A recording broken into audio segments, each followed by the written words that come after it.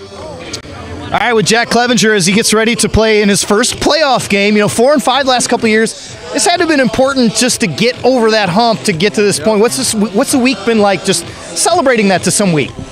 Well, Monday we came to work, watched some film on this team, and we've been working our asses off to beat this team. So hopefully we can get it done. What's the season been like with the good start? You hit some adversity. You had to rally through that. How have those weeks been, and how do you think they've helped you? And how do you think they will help you in November here? Well, I think the tough teams, they gave us like a good opportunity to see what we need to work on, and then we just came to work on them. What's the fun part about playing under lights in a playoff game? I know we'll get some people here. You get one game under your belt, possibly. You keep going. Yep. Is that kind of the 1-0 mentality right now? Yeah, we're just thinking about this game. What are the keys to success tonight? Just everybody. We're working for our seniors here because this could be their last game. Pick 6 last week. Can we do it again? Of course. All right. Yep. Always thinking about that. Yep. How important is it to get off to a fast start tonight? Very important. Yep. Okay, Jack, thank you very much. Good luck. Thank you. Jack Clevenger talking with us before the game tonight.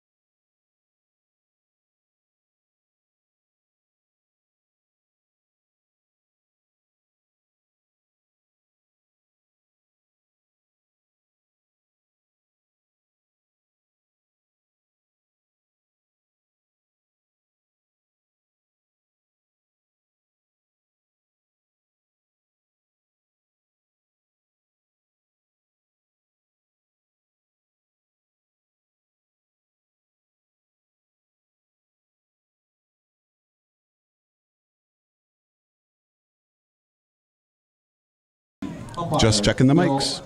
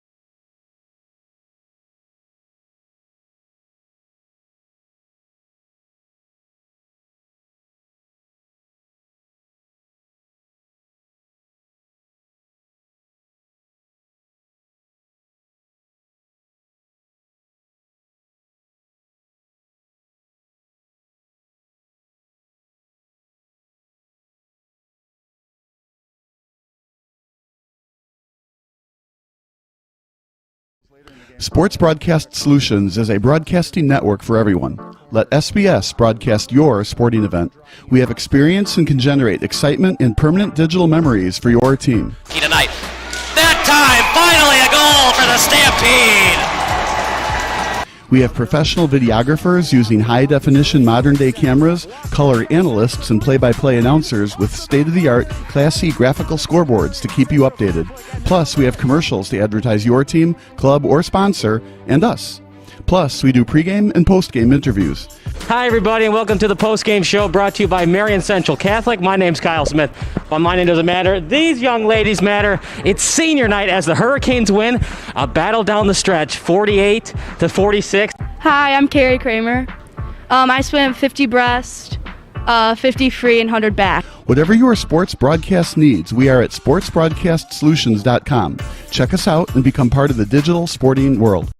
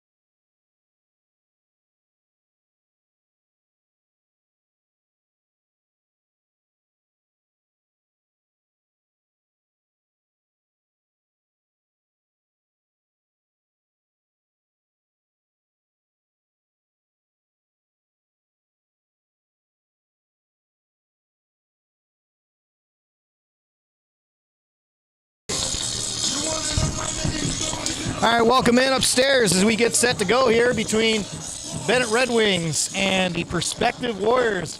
Bob Bilsway is with me. I'm Matt Rodewald. Glad you're with us here as we are opening night of playoff football. You love the feeling of playoff football, especially that first night. Well, you sure do. And the weather out here is perfect for football, too. It's been warm, obviously, the whole month, right? And then it's getting a little chillier. This is the perfect weather to run around and play football. Deep to kick for Benet. They will kick off after Perspectives won the toss. They will take the ball. This will be Michael Conway, the 5'8" sophomore that will do the honors. The first playoff game for Benet in 5 years. I like doing these Benet games. We're up here in the press box. It's, even if it is inclement weather, we've got, covered and everything. But we're also by the speaker from the PA system, and boy, is it loud. Now it's just finally went off. There are 3 things that people need to know about. Nobody cares about our golf game. Nobody cares about our fantasy football team and our arrangements for the broadcast. Nobody knows that. Nobody cares, right? I'm kidding. All right, kickoff you saw there. Good field position for Perspectives. They will start on offense. Their leader for the quarterback, of course, we'll see a lot of Christopher Smith, number 6 for Perspectives. And Benet in the black home uniforms. Last week they were in the reds, red with white pants. Perspectives on the road whites, the hint of burgundy on those pants. And as we've seen a lot with CPS teams coming out to the suburbs or going outside of the city of Chicago, they've got to have a fast start if they want a chance to stay in this game. Well, but I also think they learn as they go. They're not used to playing teams of this caliber necessarily, right? So they come out here, and all of a sudden, you don't want to get smoked in the first quarter. And then as they go, they learn what the other teams do, and they can kind of catch up as the game goes by. DeJuan Bell to the near side is their star receiver, the senior, 5'9".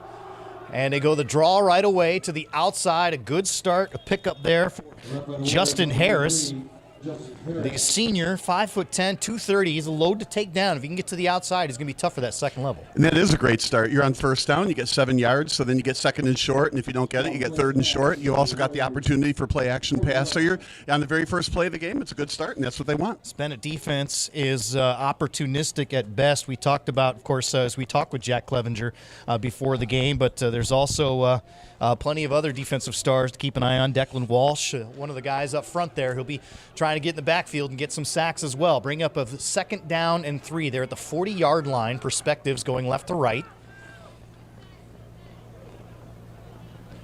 Draw again. This is Smith. Up the middle. Check that. That's DeJuan Bell, senior, with the carry. So they're going to try and get him the ball in different ways, the playmaker he is. Well, they have to feel very good about it. 2 plays, a first down, that's the way to go. When you were talking about the Benet defense, Rudgowski comes to mind last week. He's the running back. And how often do you announce the running back coming up there, getting handed off the ball when he's got 2 interceptions? So fresh set of downs, already a good start for Perspectives, getting a first down. I mean, you really do have to go to the basics of, we just got to get a first down. Let's start little by little as they go with a one-back set. It's a double wing, though. They give it again. You see, they've kept it on the ground to start, and Benet gets some push for the first time. Well, and that's what Benet wants to do. Obviously, they have to stop one of those running plays, so now it's 2nd and long. And so if you can take the running game out of it, now you're going to force Perspectives to throw, and then, well, anything can happen there. So not the start they wanted on the second first down of the game. Joe Rodian on the stop, a host of tacklers. Also Quinn Devine in on the play as well.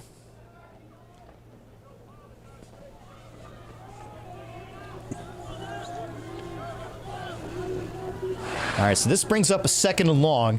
Down and distance key for Perspectives and the Warriors. First time they'll throw out to the right. Pass caught by McQuell Harris, and he gets a good chunk of yards. If there's anything that Perspectives has, it's speed. If they can get to the outside and get the edges, be successful tonight. Well, and here they got to like that game, too. It was 2nd and long. Now they've turned it into 3rd and short. And again, under play action pass, they're in a good spot. And both of these 2 times they've had the down markers. 2-down territory here. That would be that would be my thought, which then also says you probably it on the ground both times, and you get a shorter run the second time. It is 3rd down and 3. They're at the Benet 44-yard line. Let's see how they approach this here.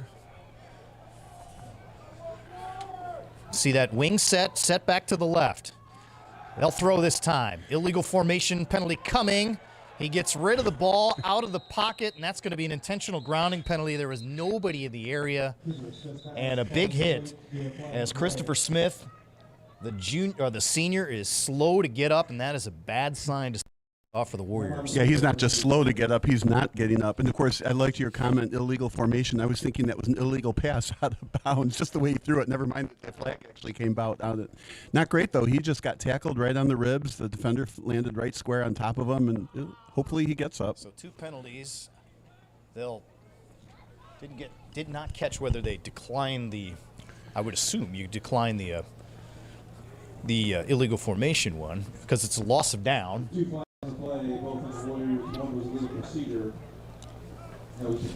At this point,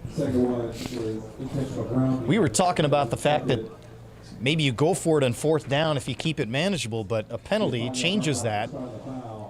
They're going to move this back, and it will be a 4th down, and Napier, it's almost 4th and 20. So you would imagine Perspectives will punt. As you see Christopher Smith actually sitting up now, he's going to have a series to at least catch his breath. That was the first real contact he took, and it was a tough hit. As well, and he got defense.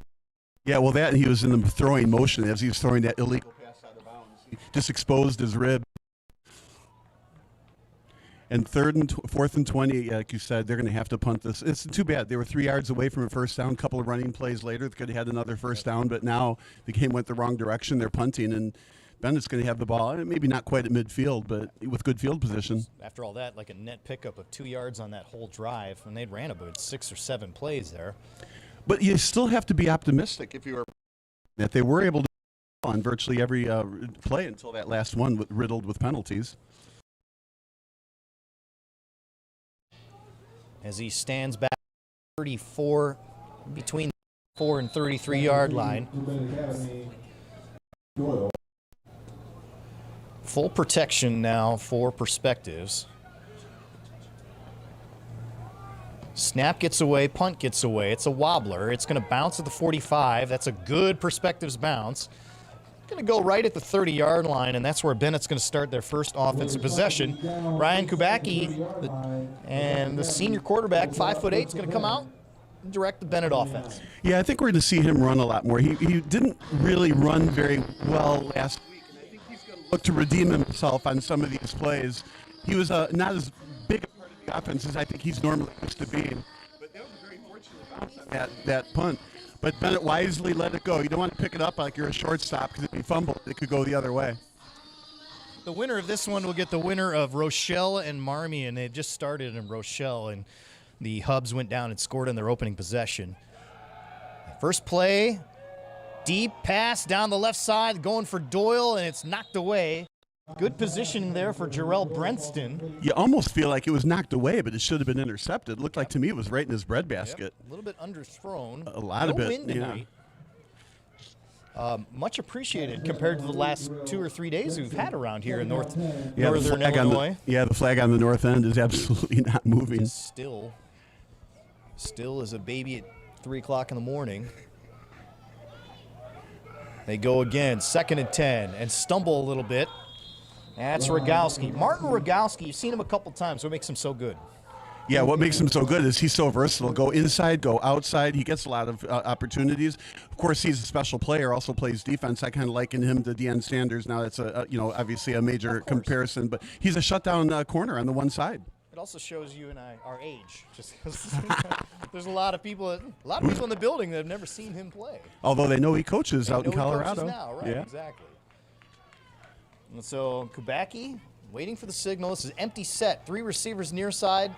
Signal to the top. He looks back left. He's got a man. That's Doyle. A catch and a first down. You know, if you're going to start chipping away, those 10-yard out routes are going to do it. Well, and then in the past they seem to do run up the middle somewhere. You keep the defense honest. And then they show the next pass. Usually 2nd and 5 is what they end up with after that next pass. So move those 5-yard chunks is what they like to get. Yeah, move the chains there after pick up about 12. They got it at the 41-yard line now. Doyle in motion. They swing it out to him. Doyle's going to be met immediately and dropped. Good positioning and a good read there. That was Sean Jones, the senior, making sure that he was not going to get anywhere in a loss of good 3 or 4 yards. Yeah, I've never been a fan of the wide receiver screens on any team, but what happens earlier in the game, it gives an opportunity for the quarterback kind of to warm up his arm and the receivers to catch the first pass. And, sometimes missed tackle, it can go for a long way. But it is second and long as a result. Sometimes you want to read what the defense is going to do if you go side to side. Left setback, they give it this time, Rogowski, and he breaks the tackle, gets to the outside a little bit, out to the 41-yard line. He picks up the loss, essentially, but that's going to set up a 3rd down and 9. The other play that Benet, I like, what they like to do is, let the defense rush and then run a screen pass, but over the middle. Here, I think you're going to see the wide side to the right, so it'll be a roll to the right and pass that way, hopefully with the receiver on the move to gain yards after the catch. They go 3 receivers at the top. That's Doyle in the slot. John Erickson also out there, the sophomore. The throw and the catch right at midfield, right at the first down marker. Luca Diamiti. Diamiti, really nice stop route. Found the sticks, got the first down. So years ago, I used to play this great game called QB1 where you predict what the play is going to be, and I guess I got that wrong. It was a pass short left, not a pass short right. Played that too? You go wide side. Yeah, exactly. I did. Not that much, but enough to know how it works. Put it that way. Kids that don't know the video game gloriousness that we all had. Back to throw deep. He's got Doyle and a catch inside the red zone, and Doyle has Benet in business. Somebody's going to say that was a great back shoulder catch. I'm going to say that was underthrown, and Doyle saw it first. What a great reception, though. There again, though, the underthrowing, it gets a little bit concerning. I think if you're watching this as a team who's going to play next week against Benet, you're like, make sure you're looking back at the quarterback. You can pick those off. Kubecki sets it up, 1st and 10 at the 14.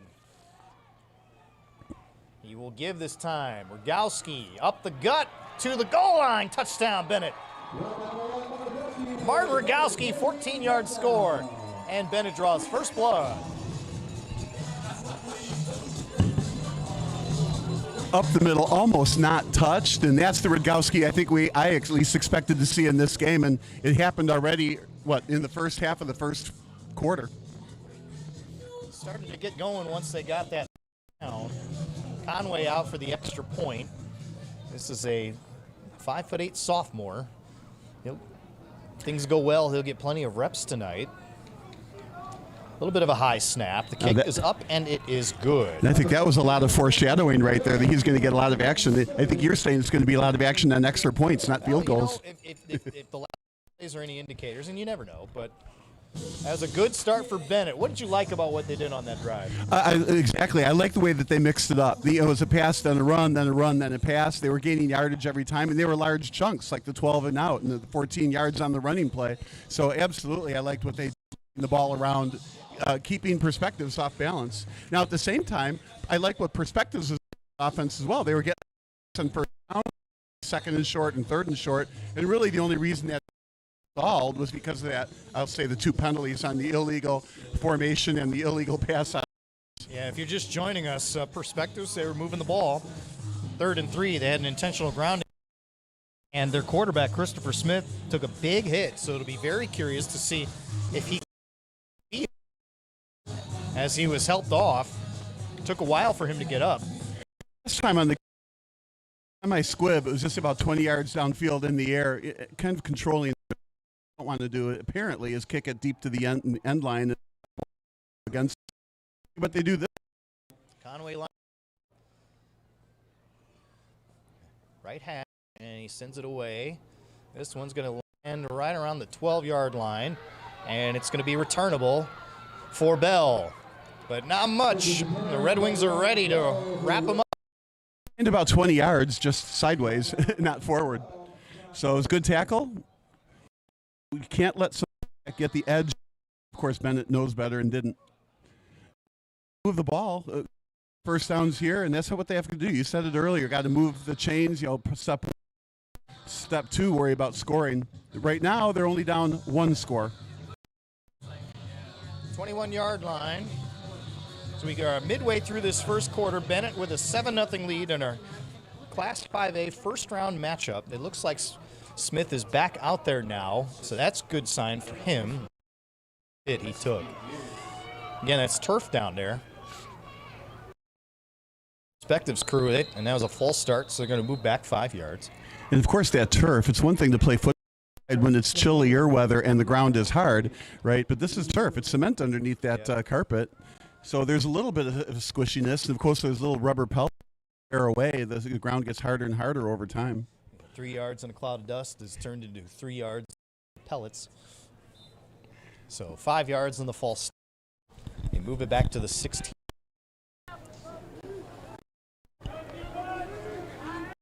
So a long sequence to try and get the play in after that false start.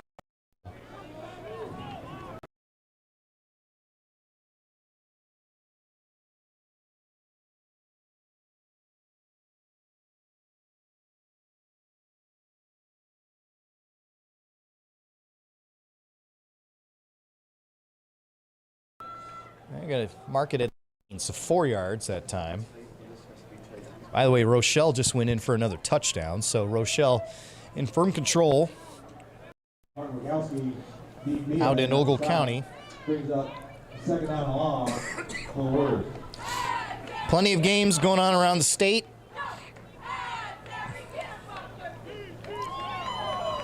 And tomorrow,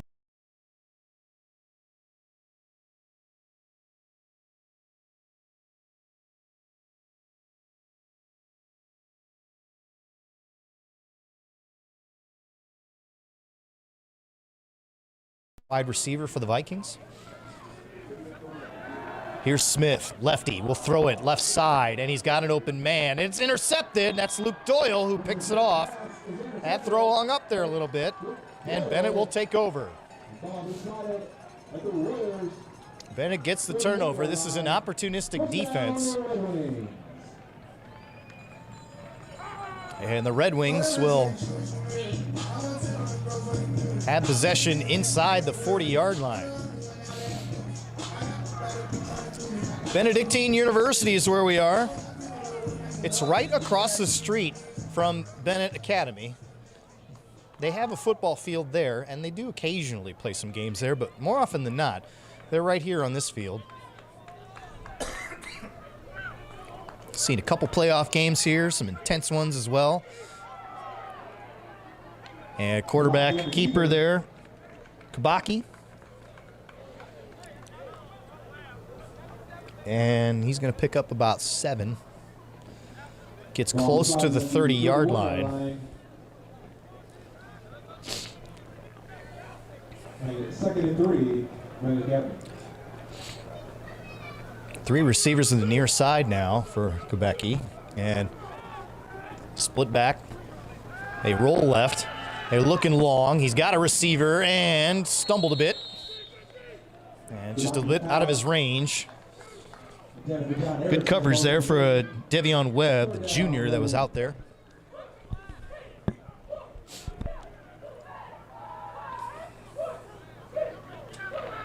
It's going to bring up 3rd down and 4 now.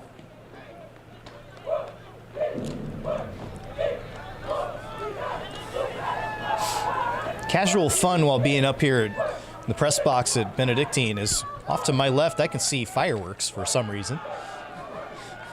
There's a run up the gut, breaking tackles, ball comes out, and it's a fumble that's going to land in the hands of a Benet player. Joe Salvino had a good carry there and a pickup of the first down. He goes about 21 yards officially.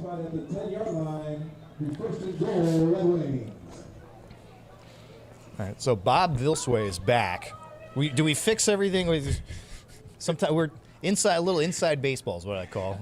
We have a little bit embarrassing connection there that happened. We're just happy we're here. So I had to get called away quickly to go fix it. Sorry about that. We're all wearing a lot of hats. I want to throw out to the right side. That's a big old lineman with a catch there.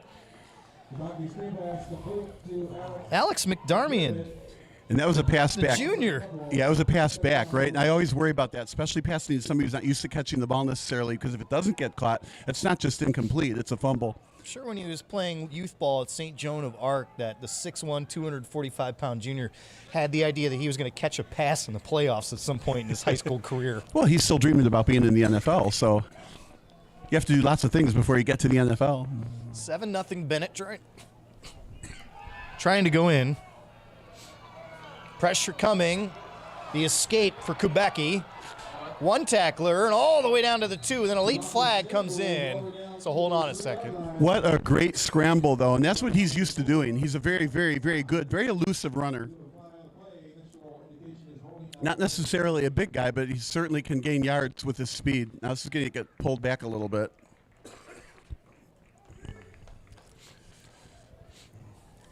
It's too bad a penalty that like that negates that kind of a run. When you improv like that, 10-yard mark off in front of the foul. still brings him back to the 18. Play, second down.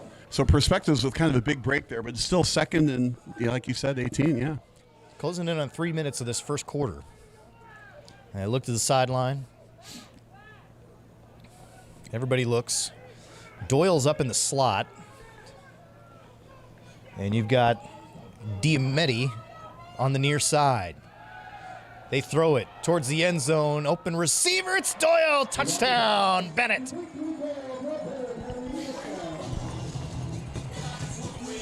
Luke Doyle. The junior finds pay dirt once again, and it's 13-0. What a fantastic over-the-shoulder grab, right? That's the kind of play you practice when you're in 6th, 7th, and 8th grade, and here you are, like you said, you're dusting it off in a playoff game in high school. Great catch.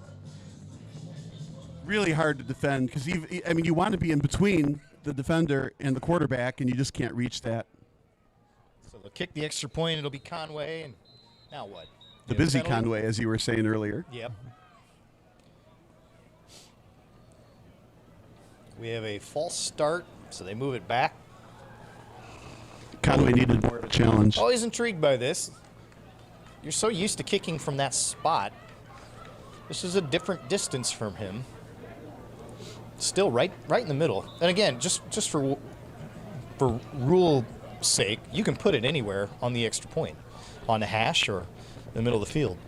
So you're saying you could grab somebody's helmet and then have another chance 15 yards further? If you really wanted to. That one's good. Line drive, no problem and no doubt about it. 2:57 left in quarter number 1, and it's the Red Wings with a 2-touchdown lead. Might be the last play of the game you get to play, however. All right, so Seen a drop kick before, but not at this level, no. Oh, no. So 2-touchdown lead, 2-score lead, still in the first quarter. Now, what I always like to do is do really bad math. So I take that 14 points in the first quarter and multiply it by 4. So we're looking at a 56-0 game here. Do that. We're early. But there will be a running clock in the second half if it does get out of line here. That's what Benet would like, and they've had some injuries that they're dealing with for sure, and they'd like to get some guys off the field, get that taste of playoff experience these first couple of drives, and things get under control, and you go deeper and deeper into that bench. And the other thing about this level, and you go from 5A down, you get blowouts, and you think, these are hard to watch. The key to watching this is making sure those younger kids get some reps, and this is where that extra practice comes into play in the postseason. Yeah, there's no way to say that any better than that. That's exactly right. You get players, some confidence. They get to play. They feel what it's like to be in the playoffs. Because as the games get tighter later, they're not going to be able to get those reps. Give you an example of a Lena Winslow or a 1A tonight. That maybe they win 70-0, but it will be important for the freshmen and sophomores to get out there and play on a playoff night and cold like this. Picked up at the 15. That was a very interesting way to pick the football up, though. He first knocked it out of midair. He had to go up in the air, and then he knew he was going to be able to catch it. That gets dangerous in football if you hit it up a little bit too high, and then it gets covered. You're all of a sudden in a fumble. But it was well done, well executed the way he planned it. So Perspectives comes back on the field. The Warriors with the interception on their last drive. Trying to stay in this thing. And they will start at their own 19-yard line. Between this one and we're watching what's going on in Rochelle, Hub Nation up 12-0 in that game. So At this point, you're looking at a Benet-Rochelle matchup on Friday night next week. And again, very early, but So out of all the games to pick to watch, why did you pick that one? because these two teams will face each other, the winners of this one and the winner of that one. So I got my phone going, and I got a game in front of me that I'm watching at you, just like you guys are, probably flying around tonight. And so the give, and you can see that the Benet defense starting to tee off a little bit, expecting that run. Well, and then with the interception earlier, they know the quarterback's going to be a little bit skittish in what he can do, and maybe the coach is going to stay on the ground. Obviously, they shut that down, and it only gets worse from there. Now it's 2nd and long. Bell only lost a 2 in that one. So it's going to be scary if they put the ball up in the air, but they're going to have to at some point, unless they can keep getting ground to chunks, which they started out early getting. There was like 7 yards in the cloud of rubber pellets instead of 3 yards in the cloud of rubber pellets. Long time in the huddle here. Again, that's a gassed Christopher Smith running back and forth from the sideline to get the play call and get up to the line.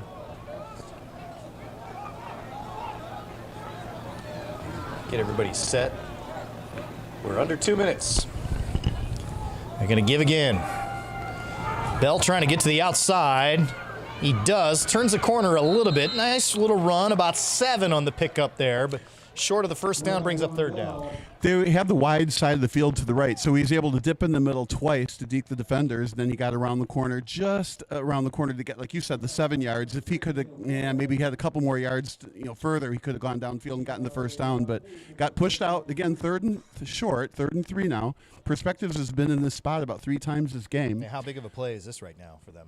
Well, yeah, right.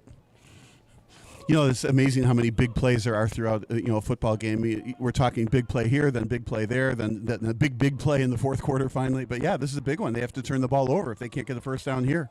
McQuell Harris to the near side, the junior, the lone receiver. 2 wing backs, 1 back with, and it's a give up the gut and rumbling to the 29. Did he do enough? Justin Harris might have got himself the first down. That's some trust in your offensive line. Yeah, I don't think he got the first down, but usually, they got it. Yeah, see, so often in high school, we comment about this all the time. You get anywhere near that first down marker, they move it forward. So he got a generous spot and got the first down. Justin Harris, a senior, 5'10", 230. So he's a load.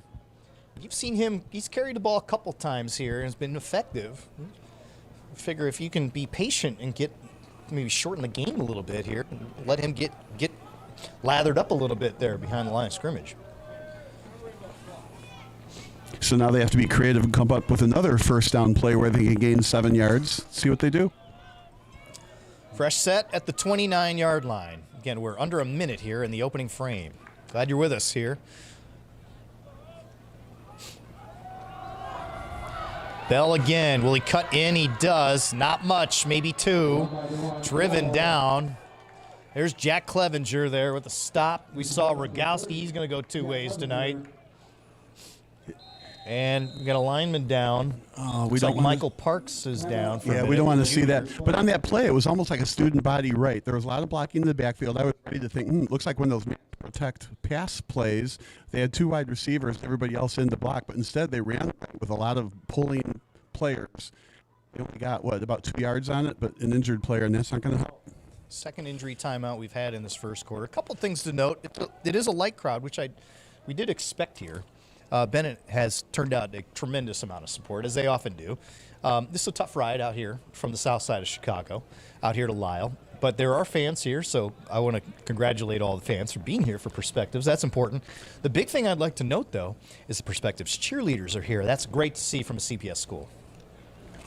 I'm also intrigued when you play in the college stadium here, right? The stands are much bigger. So if you play this very same game in a high school, your average high school. Feel different. Yeah, it does. And then, of course, the stands look a lot more crowded. So there's actually, a bunch of people here, but they look like there's a lot of empty seats as well. We're talking about maybe 20 rows or so, maybe a little more, 25 rows. And we're going from goal line to goal line with the seating. So Benet students are in full effect, as I would expect. It's a great fan base. The Benet Red Wings, it doesn't matter whether it's football, whether it's boys basketball, still seeking that state championship. Very elusive for them. Well, they're going to get it in volleyball this year. There you go. And Yep. volleyball dominant team, girls Yeah. basketball. We've seen their success over the years, especially in the last 10 years. Yeah, Coach Harper women's volleyball, right? And you can't help but watch the Benet team. They've got 11 players going to Yep. D1 schools. Imagine you're a volleyball program and you have some D1 players on your JV team. Must be nice. Yeah. Good to see that young man Michael Parkus is back up. So Parks is trying to limp across. He's up, but limping, and he has a long way to limp. He needs to get one of those little scooters with the electric motor in it. Here, he's just got to get comfortable with it. You mean to get comfortable with his broken leg there? 14-0 lead for Benet here. 2 touchdowns. One on the ground, one in the air. Well, and then What do you like what you're seeing from Ryan Kubacki, the quarterback for Benet so far? Well, like I said earlier, I thought he was going to scramble more today. And now he did scramble and get a bunch of yards. Now that play got called back, but I think you're going to see him more involved in the offense, running left or right. I think he wants to get back into being more a part of the offense than always passing the ball. I just think he's got a real strength. So I would have to say you're going to see more of that, him scrambling around for yards. And maybe, just maybe, a little bit of undisciplined defensive pressure. He has some fireworks in distance. Pointing out the fireworks. Yeah, I mentioned it earlier while you were testing things over there. Oh, yeah, right. Right. You never know what you're going to see high atop a press box. Let's blame those fireworks on something.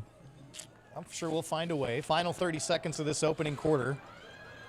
Here's Smith rolling to his left. That's a strong hand and a nice play and tipped away. And I want to say that Daniel Flores got a piece of that. The senior was able to knock it away.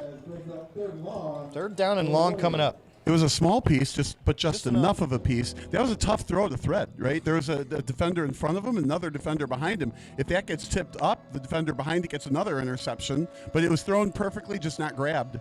But that leaves 3rd and long again. And again, like we were saying earlier, a big play. You don't get a first down. Again, you're punting, and Bennett's going to get the ball nearly midfield, ahead by 2 scores. 3rd down and 8 at the 31-yard line. Smith has to trot over for the play call, then come back.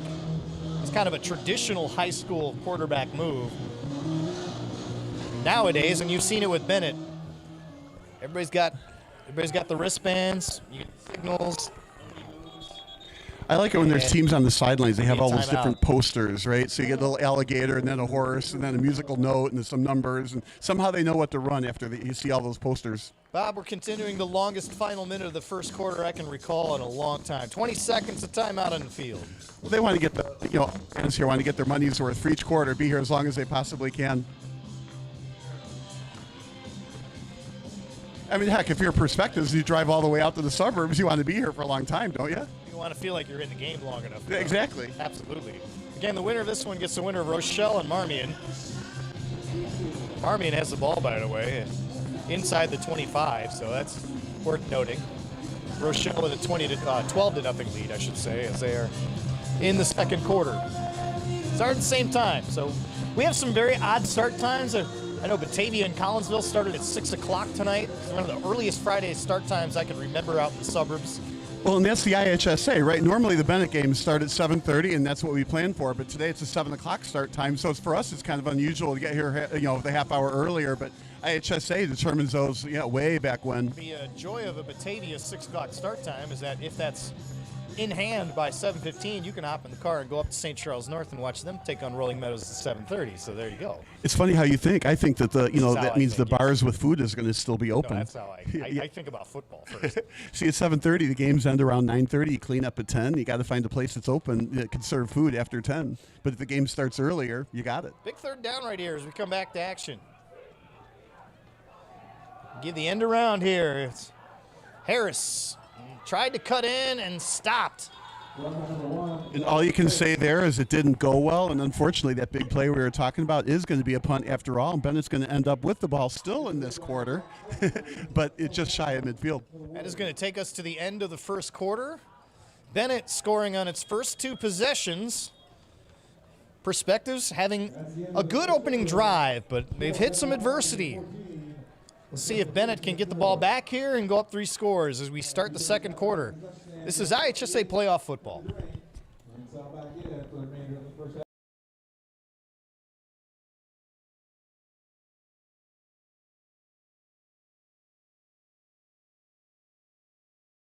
Sports Broadcast Solutions is a broadcasting network for everyone. Let SBS broadcast your sporting event.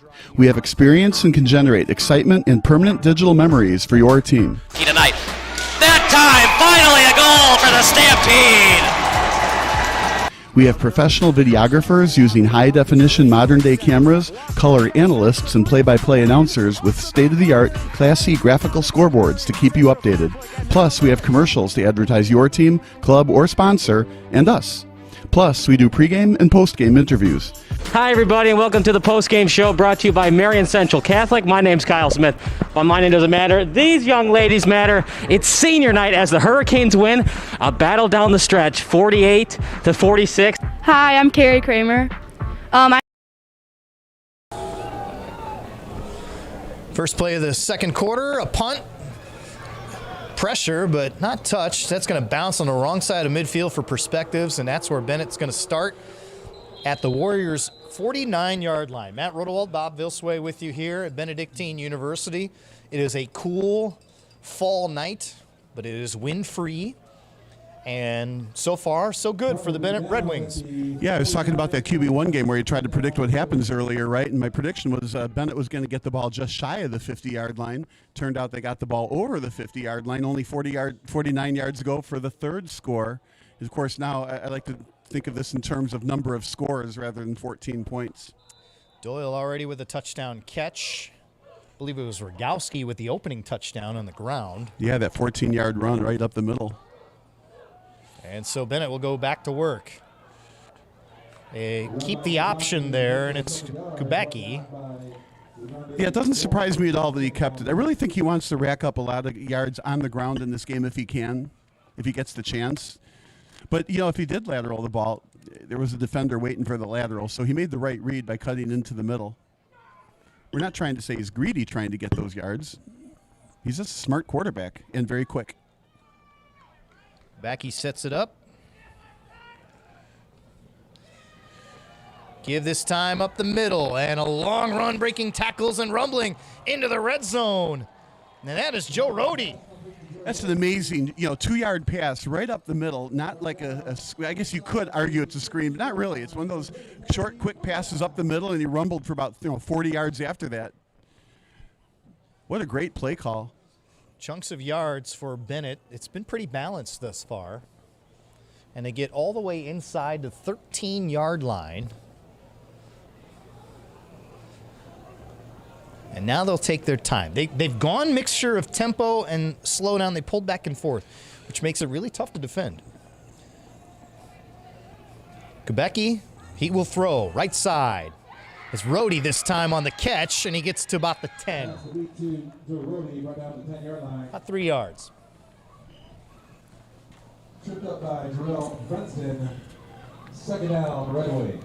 So 2nd and 7, obviously they can run or pass. They're on the right hash, so what I think if I were them, I would want to run to the left so that later if they need to, they can throw back to the right. That's what I would be looking at doing. It's Getz and Doyle to the top.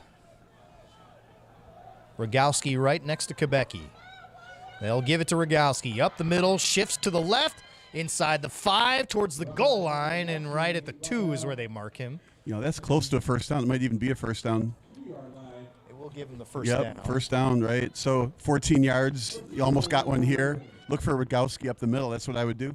They go back to him again with a 14-0 lead. They do. At the goal line, walks in for a touchdown. Martin Rogowski, his second of the night. And a 20-0 lead for Bennett.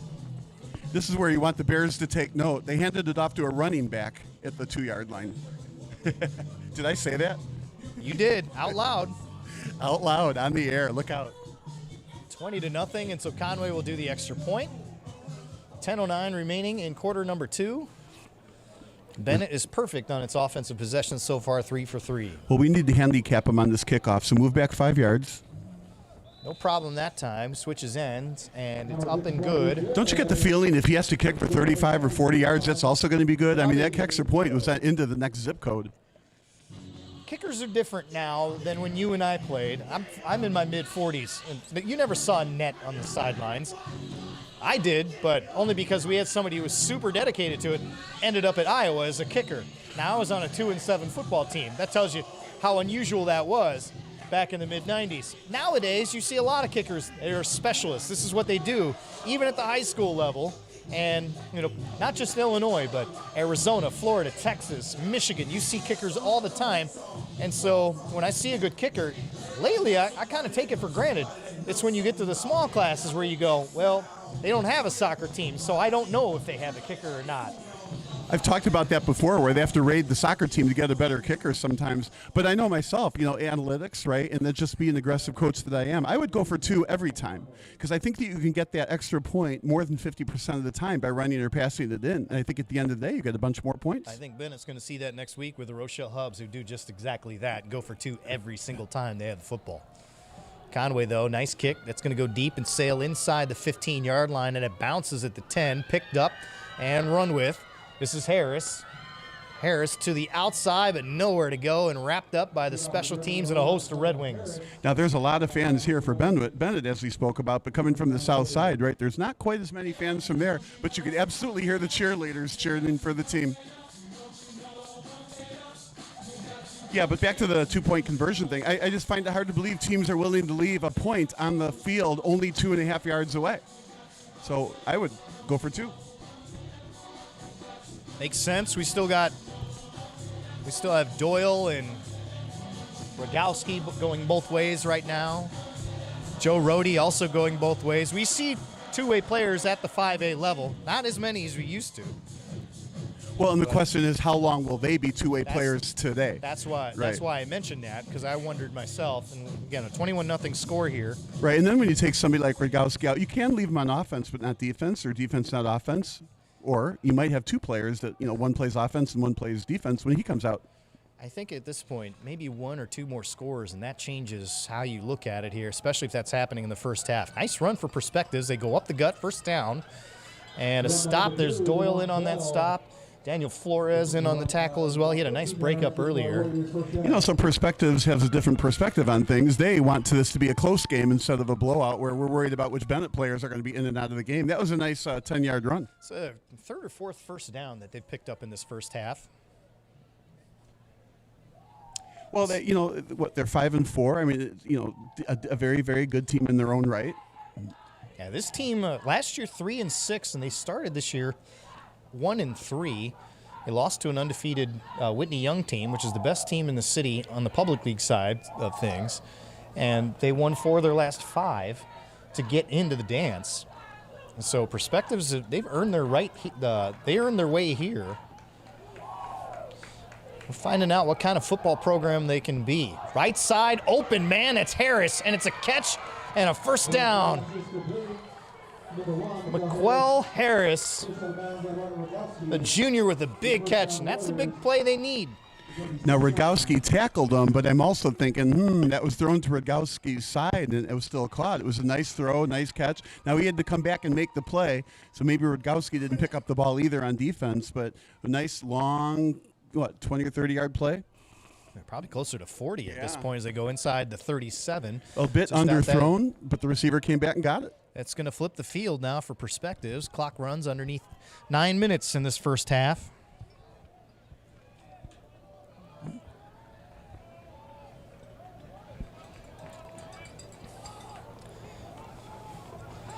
And we got another penalty. False start. So Christopher Smith's going to have to move the whole thing back 5 yards. Yeah, those penalties, and then when sacks happen, they just really stall drives. So we'll see now 1st and 15 what they can do.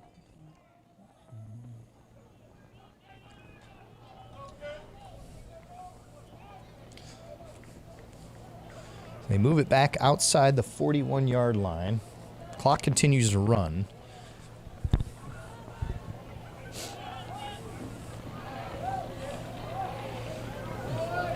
One thing that we've noticed with Perspectives, they've taken a lot of time in the huddle, and they are not interested in getting moving quickly.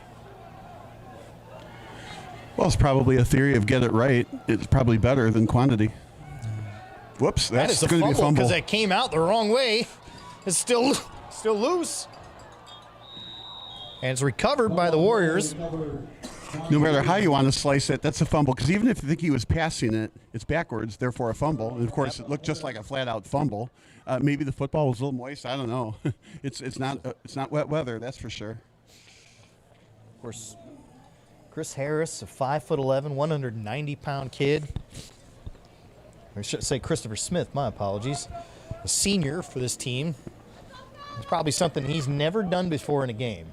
Isn't that the truth? But probably not even back in 6th grade, somewhere along the way. That's true. So now that brings up 2nd and DuPage County. About 30 yards. Back across the 50 at their own 44-yard line. They've got to get to the 26. Can't get in one play. No blitz. They rush 4. Left side, and it's intercepted. Benet with a pickoff. That's Dominic Tamala. It looked to me like Herman Yancey ran just the wrong route. There goes some fireworks again. I'm wondering looked to if me that like was on purpose. just looked like the wrong route. Yancey went deep, and the ball went across the middle, so maybe it was supposed to be a deep slant. I mean, it's hard to believe that the ball was that far underthrown. But that's what happens when you play zone defense and you're looking back at the quarterback. So when the ball goes somewhere else and the receiver doesn't go there, you can pick those off. Man-to-man, that's not usually the case when you're looking back at the quarterback. That is the second interception and the second takeaway for the Red Wings. Now, this is something we haven't seen before. As many times as we've been here at Benet games, I haven't seen fireworks from the homes right behind the field. I wondered if it's on purpose, and I don't think so. I think it's on purpose. I don't think so. They're still going. Kubacki to throw, first down. It's Doyle, tries to break a tackle, gets all the way across midfield to the 45-yard line. Yeah, that's another 6 yards after catch. I mean, he could have gone out of bounds, but he came back into the field. I just think the timing of those fireworks was just too obvious after an interception. I understand that. Let me ask our production folks. Could they hear the pops pretty well on the audio there? Okay, we just want to make sure there's no alarm there. It's just amazing timing. If it was on purpose, it was weird. If it wasn't on purpose, it was weird.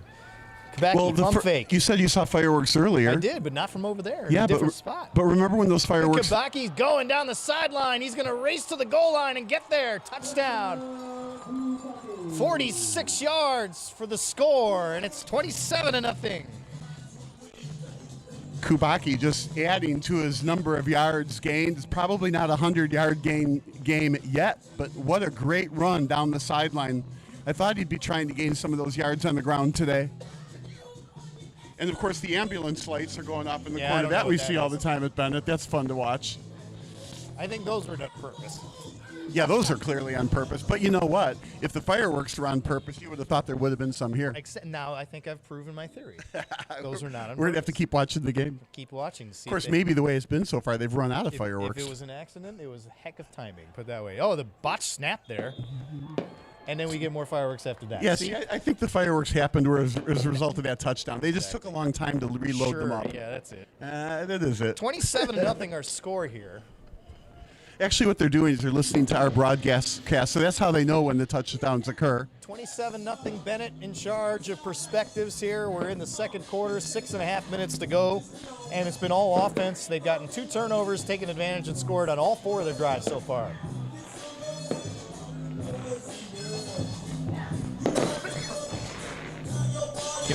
Might as well widen out and show the fireworks for a minute if we can. Well, that's what Chris was doing. Chris Angela, our videographer. Make sure I get a look on our screen. They're coming straight across the way. If you notice, there's no bleachers on that side. Typically here, North Central College, the same thing. There's a long set of bleachers on one side, nothing on the other. Well, we do know what's facing there. It. We do know what's on the other side. It's a road. That's how I get to you here. There's a road that goes behind the field.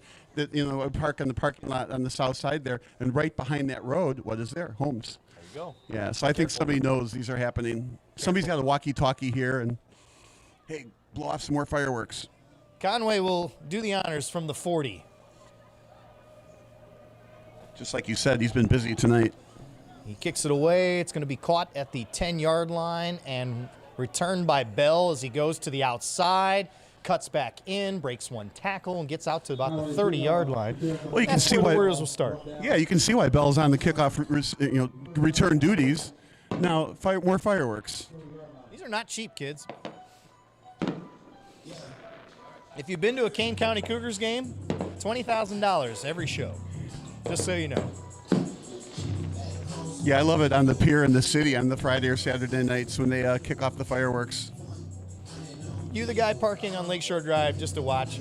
There's always too many people doing that, right? Unfortunately, I end up paying a fortune in the pier to park there. It's like $38 a day or something. So, it'll be Christopher Smith back out. They've had some success, but they have not been able to sustain it. Well, Benet, they've been bending a little bit on defense, but not breaking.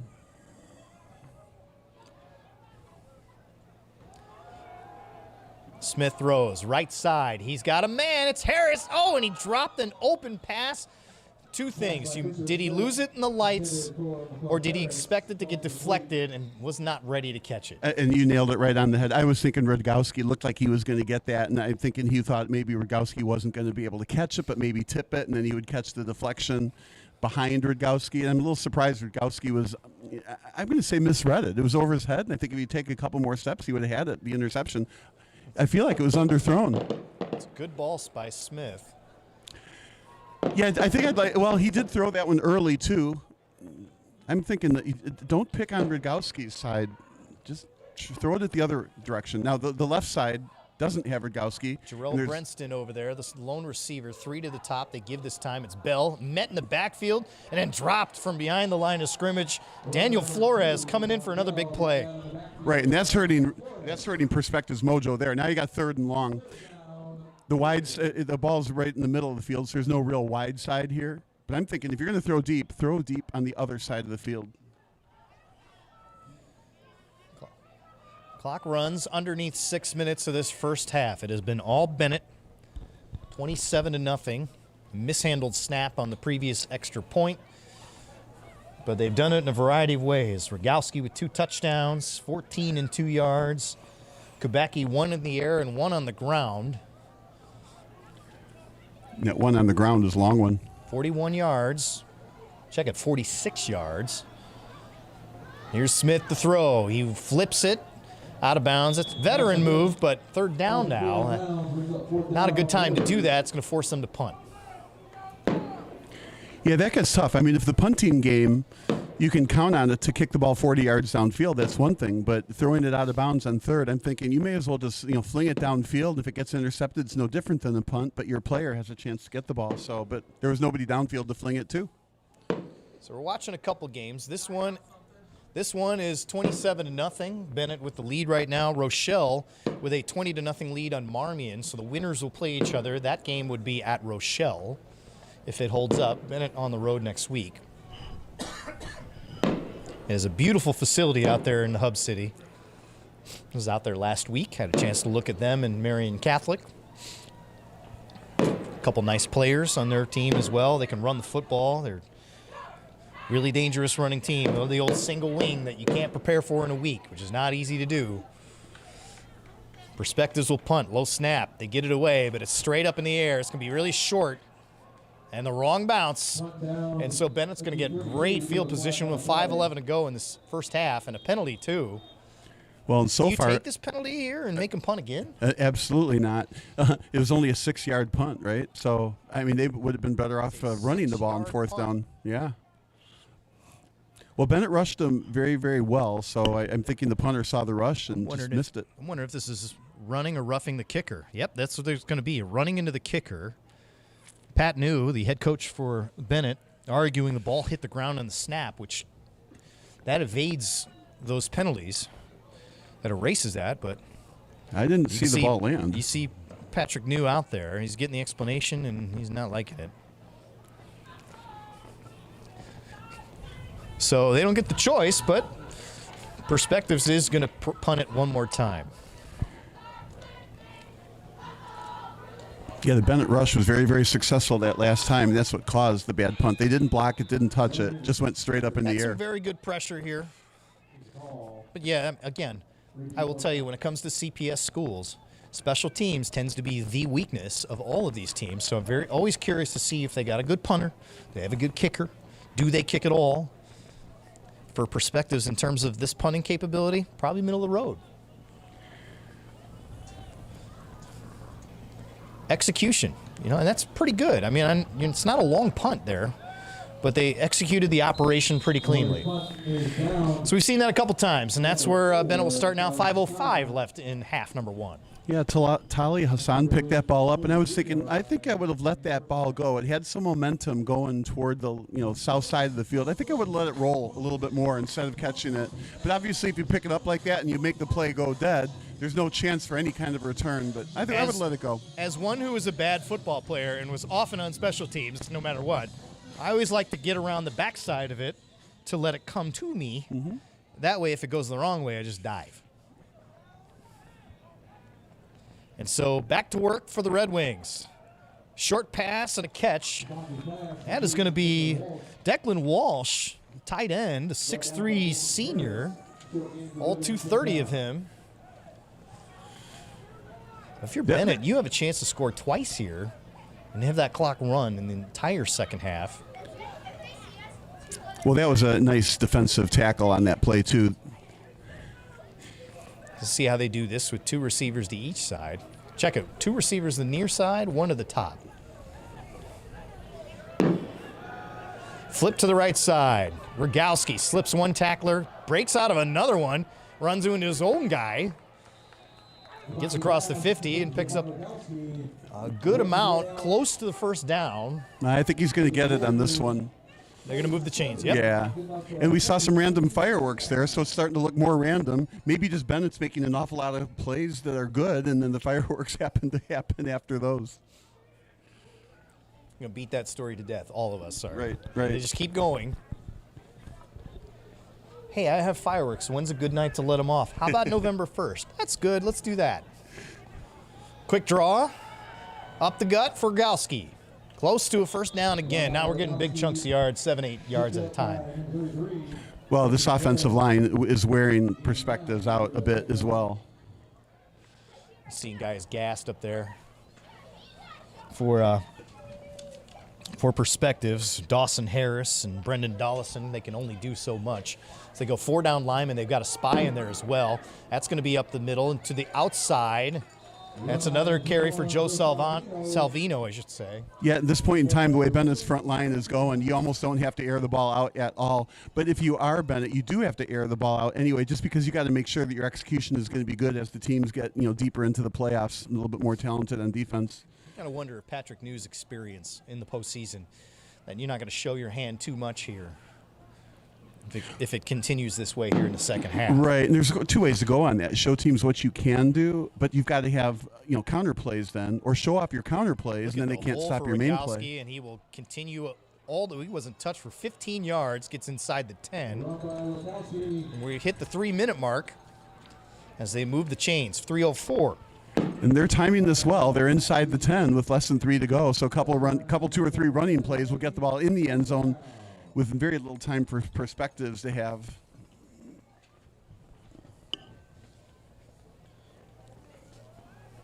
Kubacki gives again. Rogowski to the goal line, and he's in for the touchdown. Rogowski is third score of the night. This one's 7 yards out, and it's 33-0. So reading your notebook, 14 yards, 2 yards, and now 7 yards. Rogowski, 3 touchdowns. That's pretty amazing. It's a math equation. Yeah, I'd be willing to bet that he's not going to come in the second half. That would be what I would do, I think.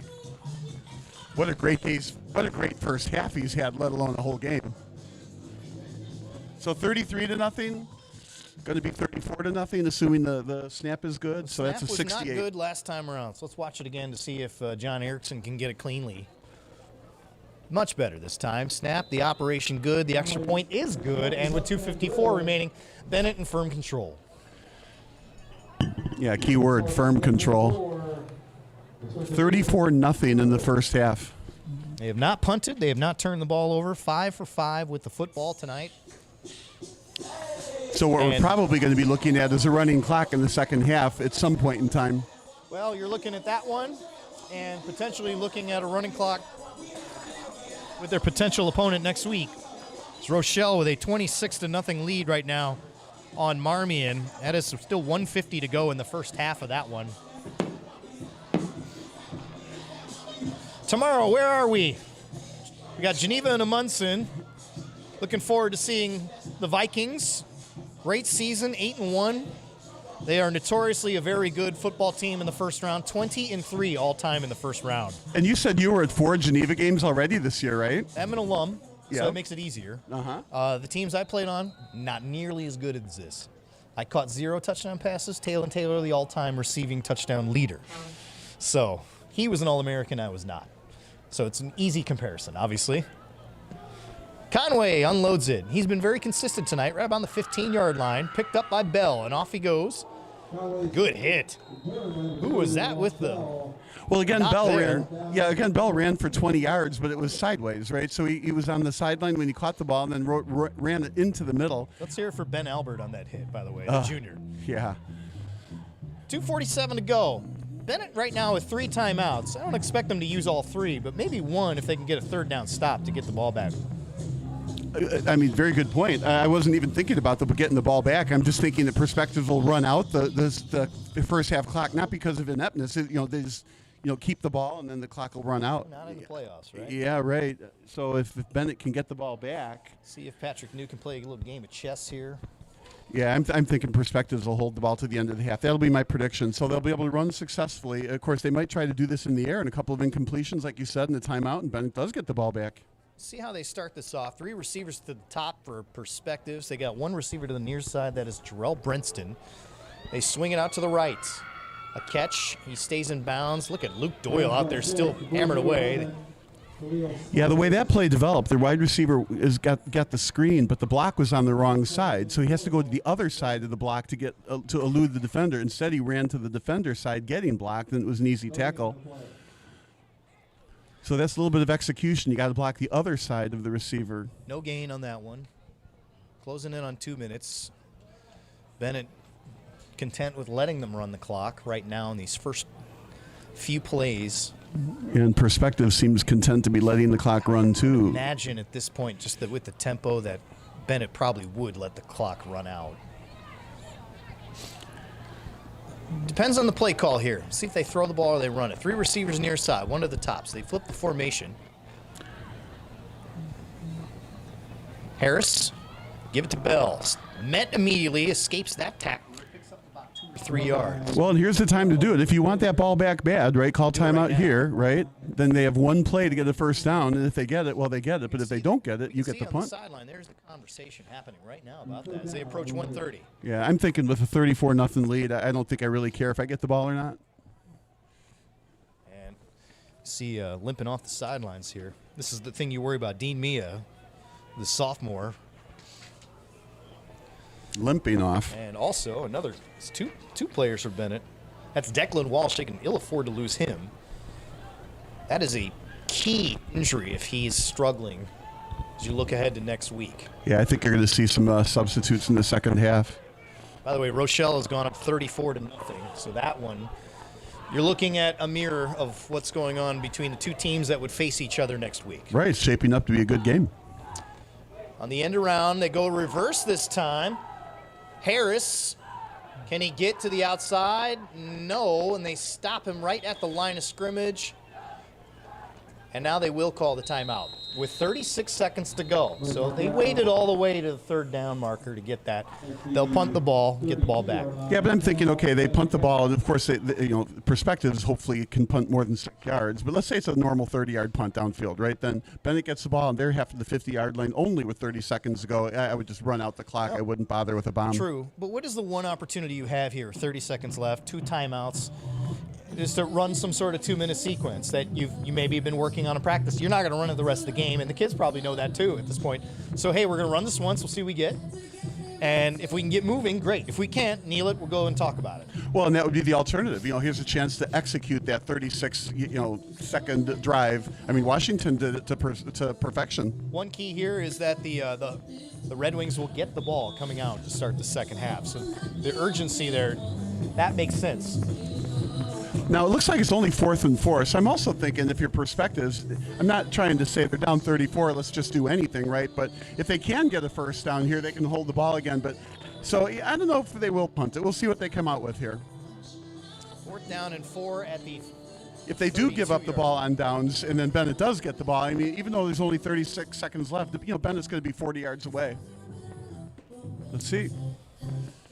Looks like they're there's the punt. So, are they just going to try and kneel it down? No, here's a punter back there. Oh, I don't believe so. Yeah, you're right. The quarterback's going under center. Go figure. Perspectives has a timeout or two as well. Maybe they think they're going to do the old hard count and get 5 yards that way. I don't know. I don't. Looks like an offensive play. So they have lined up, and there's some confusion on that sideline. There's some confusion in my mind. See, Jacob Solda comes out onto the field now. They have 11. Benet had 10 on that play. Now they're set. They're setting up to run a play, and that's going to be a timeout for Perspectives. Tried to draw them off, didn't happen. Yeah, it didn't even look like a hard count. It's just like they're standing there. Who's going to jump on that? That's something I don't know how much Perspectives has practiced throughout the course of the year.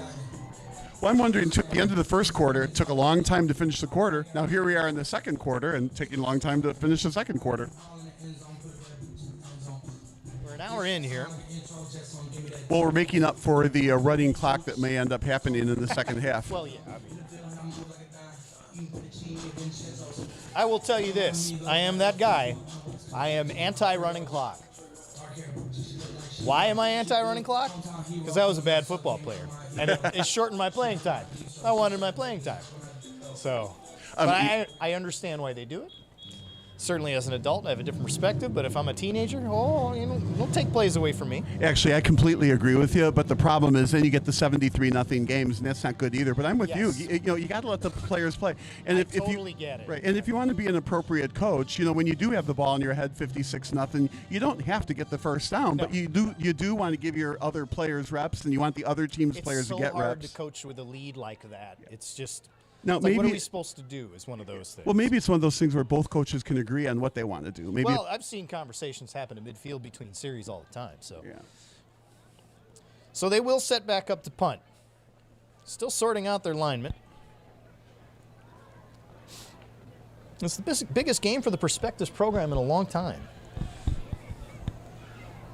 Better snap. Now they will throw it to the right side, and it's underthrown, and it's almost intercepted, but that was actually a good thing. That's right. I know Jack Getz did not like that, but the ball's going to move up a good 10 yards because he didn't catch it. Well, it just looked like he didn't miss it on purpose. I mean, it'd be one thing to go up and bat it down and show the whole crowd that, I purposely didn't catch that, but that went right through his breadbasket and landed on the ground. Did not look like he tried to miss it. No, he put his hands right on his helmet immediately. Right. And I don't really fault the play. I mean, it probably should have been caught, and it would have been as good as the punt anyway. They're trying to go for it. 34-0. You really got nothing to lose anyway. 34-0, 30 seconds to go. The ball at the 32-yard line. Benet a chance for the kill shot here. Oh, they have that chance. I would run it if I were them anyway. I wouldn't be trying to do the kill shot here. Also got 2 timeouts to work with.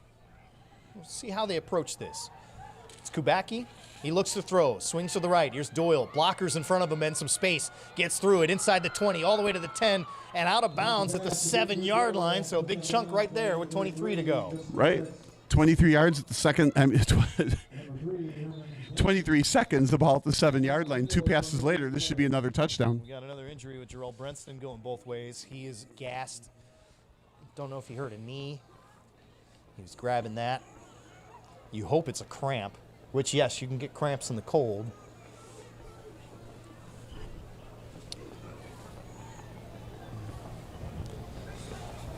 Wait and see as he's down there. Jarrell Brenston, a senior, 6'2", 185. Again, 5 touchdowns for Benet. Rogalski with 3 of those, 14, 2, and 7 yards on the ground. Kubacki with 1 touchdown in the air, 1 on the ground. Touchdown pass to Doyle. It's 14-0 after 1 quarter play, and they broke it up, and they have not been stopped here. So they've been 5 for 5 on the drives. And they've got 2 timeouts left, so I wouldn't at all be surprised to see them put Rogowski right up the middle again. And if he doesn't get a touchdown, then you give him a 4th touchdown. If he doesn't get it, you got a timeout. At the same time, 1st and goal from the 8-23. I can see them trying to run 2 quick plays just to see your organization. If Patrick New wants to see the operation, see how that works, and it might be a good sequence for that. Yeah, now the first thing I see is I don't see Rogowski in. He's not on the field. Instead, you get Joe Salvino. Salvino shifts. They shift the whole formation. Up back there, that's Joe Rohde. They give to Salvino. Big hole, left side, to the goal line. Touchdown, Benet. 1 play later, go ahead and go for 2. Get back to a nice multiple of 7. Joe Salvino, the junior with a touchdown from 8 yards out. Very nice job by the offensive line from Benet. Just moved the defense totally out of the way. There was a great lane for Salvino to run through. He did a good job, though, not diving into the middle, into the tacklers. He followed his blockers along the line, kind of a slant left on the run. Conway, the extra point. Let's watch the snap again. That one better. And the kick is as good, too. 41-0. Benet dominant so far in this first half.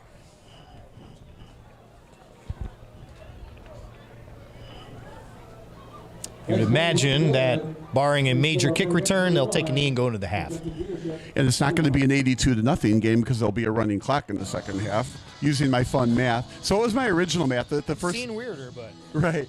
Well, let's see, it was 14-0. It's late in the first quarter, so that would have been a 56-0 game. And you got to work on your scale. I'm not sure it's right. You're right. Not sure it's scientifically proven either.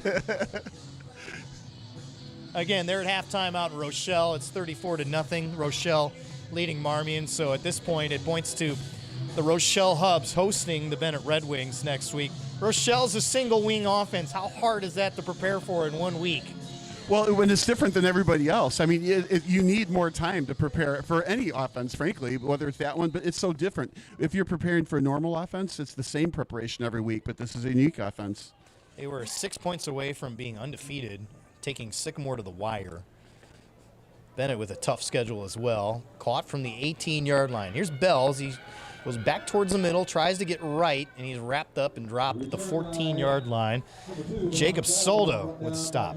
And back to that preparation too. I can, as a coach's perspective, you have X amount of time to practice, right? You want them on the field practicing as much as possible, but to practice against a unique offense like that wing offense, you need a lot of video time as well because you need to watch it and see what they do, see where every blocker goes, see where the runs go, see what the counter plays are. That's a lot of time in the video room. Watch next week the game time.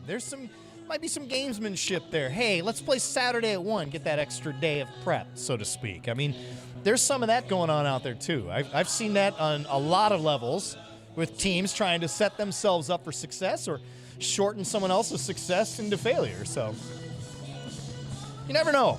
So I'll be curious to see how that turns out. I can tell you this, is that will be a very physical football game next week. You're not suggesting the coaches, you do that on purpose, that kind of gamesmanship off the field. Of course. ADs, coaches, principals, they all are involved sometimes. Not all the time. They're going to line up in shotgun one more time. 2 receivers each side. Christopher Smith got hit once, came out. They're going to do a little halfback pass. Harris with a razzle-dazzle. And this is going to be picked with 6 seconds left. The thing was, or no? It's out of bounds. It was picked. It's out of bounds. Incomplete. Okay. Yeah, but if that ball was thrown deeper, he was definitely behind the defense on that play. But you have to have a 50-yard arm. So they get one more out of this. You pull all the tricks out. Well, and you may as well. You're not going to need them next week. I don't know if the perspectives will fall back into the Prep Bowl conversation or not, but they'll drop to 5-5. Benet will go to 7-3. Well, and the good thing too is you can see what kind of plays work against a quality team like Benet for next year too. As a coach, you learn from playing a game like this. Your players learn from playing a game like this. Expect to see a lot of young guys in the second half for both teams. Maybe a series. Keep them warm. Smith's throw, 1-on-1, incomplete. And we have 1 second left. Good Good. We get to watch another long one like that. So I find perspective. Send somebody deep on the left side, somebody deep on the right side, put somebody deep down the middle, and then pick which one you want to aim at. Pick your poison. This is the run straight and keep going. Forrest Gump. Yes, right. And you do have a quarterback that can air it out a little bit here. Yeah, he does have a good arm. And he's got some speedy receivers. Kubecki with a nice arm, too. He's a really, you can tell he's in command of that offense. Well, and he's such a multiple threat kind of a quarterback. He can throw it, he can run, he's very quick, obviously very smart, makes good choices. Athleticism with a 46-yard touchdown run down the sideline. All right, last play of the half. They're just going to run it. I gotta say, I didn't see that coming. Nowhere to go for Justin Harris, and that is how our first half will come to an end. Benet, a perfect 6 for 6 on offense, 41 points, a 41-0 lead at the break in their Class 5A first-round matchup here Friday night. Take a timeout. This is IHSA playoff football.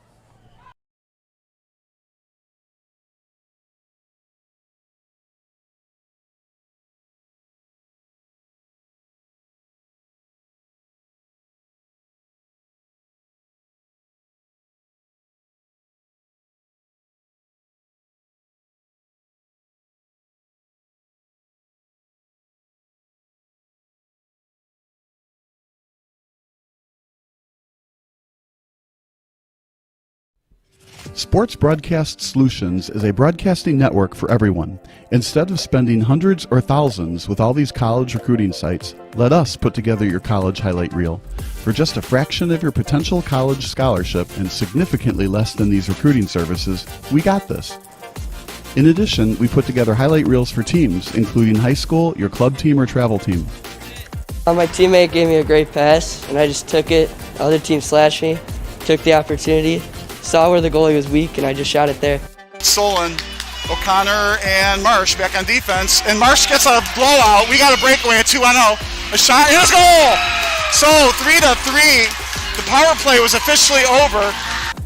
Whatever your sports broadcast needs, check us out at sportsbroadcastsolutions.com. Check us out and become part of the digital world.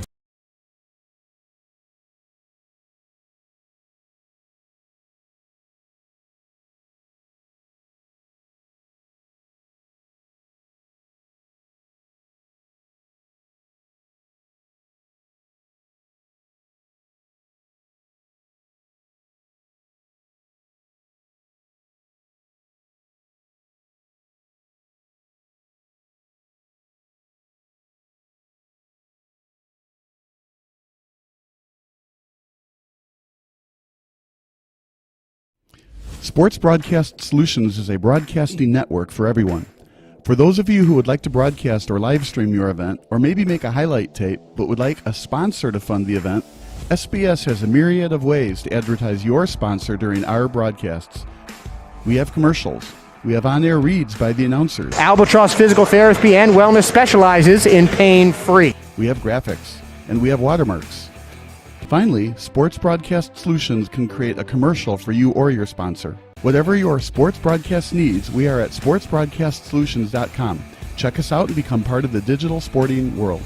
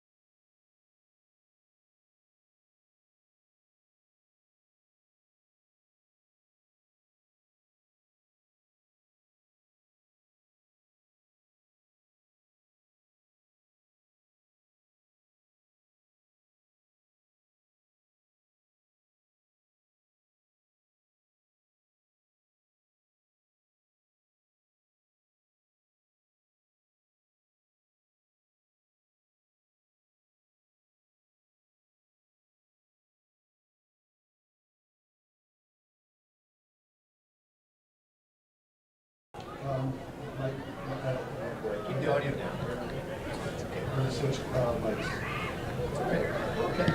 Picture's up. That's fine.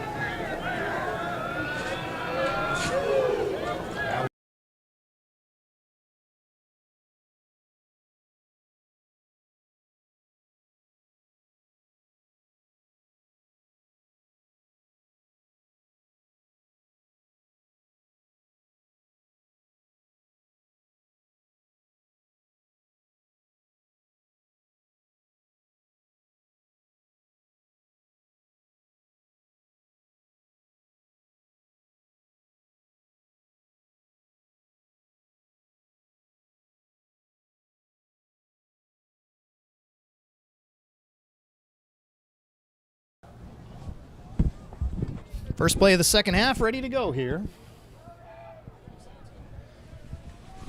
Benet gets the ball after that near muff disaster of a kick there. Brought down by Hi. Had a bit of a microphone snafu. We good to go? I think we're good to go. We are good to Okay, go. all right. We swapped out the microphones and we're The good. important thing you should do, all right, so this goes for any young broadcaster, you should check the batteries of the microphone. You should not wait till all 20 minutes of the halftime period has elapsed before you finally check them, which is what happened to us. So you saw the kickoff. We didn't explain it, but that's why. Well, that's why it's on TV, because we can all see that it's a You can kickoff, see right? what's going on. And it's a running clock here in the second half. Aiden Merzinger. We're going to see some young guys. I'm sorry, Cooper Harmon. There are going to be a lot of guys with the same number. Some have to gamble. Pick your poison here. But 41-0. Clock will run rest of the way, regardless of whether Perspectives gets it within 40. So there we go. Meanwhile, the winner of this, which is looking like Benet, they will go on the road to Rochelle, who is up 34-0 on Marmion. They're midway through the third quarter out there.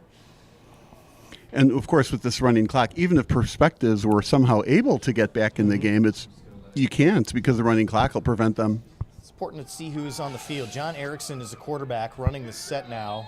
Check that. I want to say that's going to be Cooper Harmon taking the snaps, 22. No, I'm thinking it's fourth down at midfield. Don't bring in your punting unit. Go ahead and run it again. That's what I would be doing at Benet, but it doesn't look like that's what they're going to do. Only one substitution.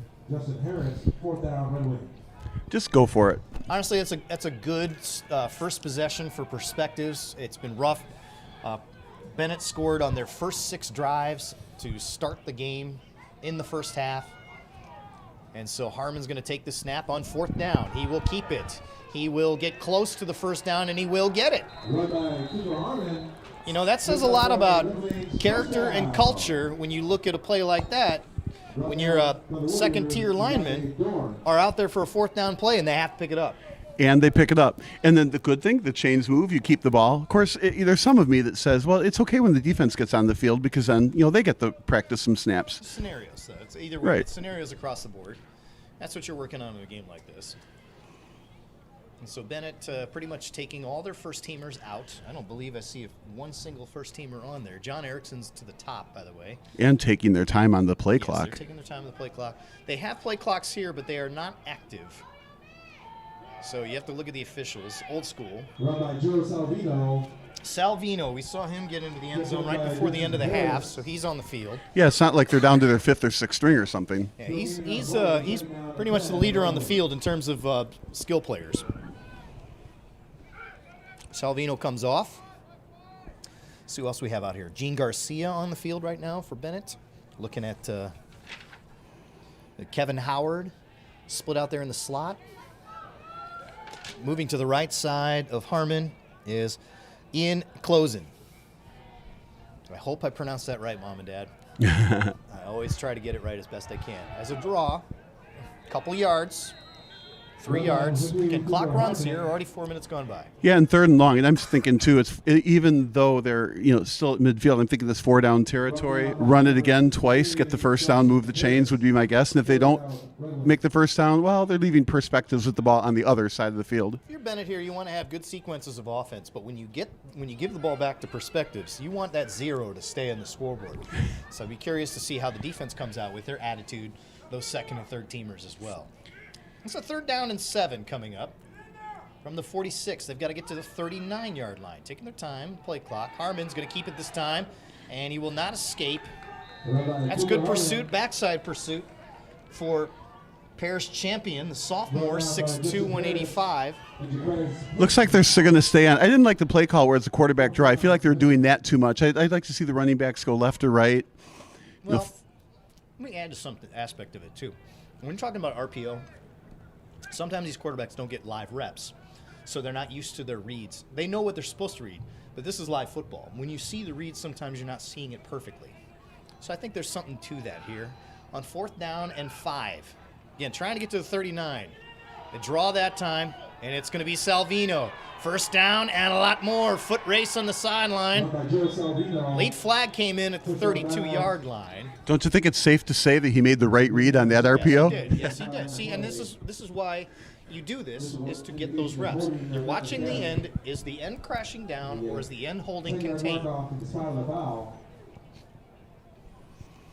So it looks like it's coming back. The question is, where was the hold? Looks like at the 31, they go back 10 yards. It'll be at the 41. It looks like they might. 4th down, by the way. Yeah, but they should be able to get 2 yards on the next 4th down. See where they put the ball. Mark it? You're watching the officials. Again, with the officials, this is a generous assignment. This is an honor to get a playoff game. So with all the officials that we have around the state, not everyone's going to be working playoff football. So congratulations to these officials for getting a playoff assignment. We'll see how far these guys go and this crew goes. It looks like we'll see another one of those RPOs. Let's see if they get the right read again. That last clearly was the right read. Harmon again, 4th and 2. After the holding penalty, he will keep it after the high snap. 1st down, gets to the 38. I thought it was going to be a lot more. That was a great tackle. Nice stop by Paris champion, or Jaquez Payton, I'm sorry, the sophomore. And